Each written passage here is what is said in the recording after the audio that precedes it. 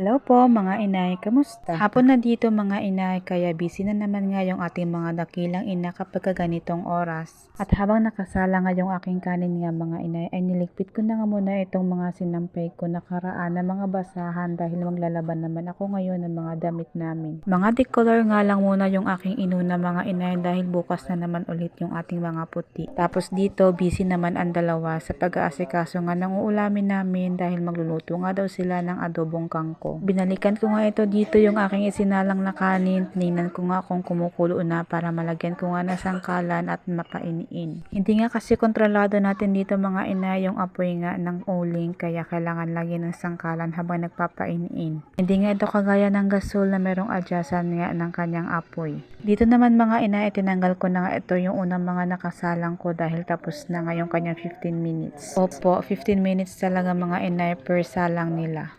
Para nga sulit mga inay tapos malilipong talaga itong mga dumi at matanggal na sa mga damit, charis. Tapos isinunod ko na nga kaagad dito ang ating pang second batch ng mga damit. So after nga nyan mga inay, takbo naman nga ako dito sa kalan ko para lagyan na ulit natin ito ng sangkalan yung ating kanin. At hindi ko na nga na videohan mga inay, nagpakulo nga pala ako ng mainit na tubig dyan pagkatapos ko nga magsaing. At nung kumulo na nga mga inay, sinalin ko na nga ito sa thermos tapos sumunod naman dito yung asawa ko dahil magluluto na nga siya ng adobong kangkong. Habang ako naman mga inay na inaantay kong matapos yung second batch ko ay doon muna nga ako sa tindahan dahil may mga bumibili. Kapag ganitong oras kasi mga inay, marami na rin talagang nabili sa tindahan gawa nga kasing oras na naman ang pag-aasikaso sa bahay. Pagkatapos naman mga inay, tumakbo nga kaagad ako dito sa likod para mag-igib nga ng tubig pang banlaw ko. Puso nga pala ang gamit naming tubig dito mga inay kaya walang problema sa tubig dito dahil sagana kami. Kaso nga lang ay magmano-mano ka nga dyan tapos matatabo ka pa at bitbitin mo pa doon sa CR o di kaya doon sa loob.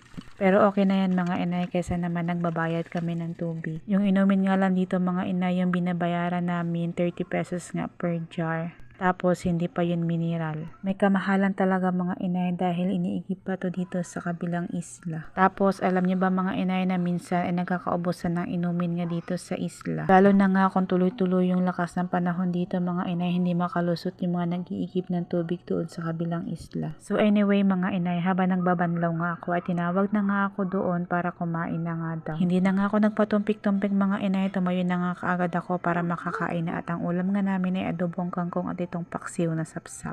After ko nga kumain mga inay, eto nga nag-dyer na nga ako dito.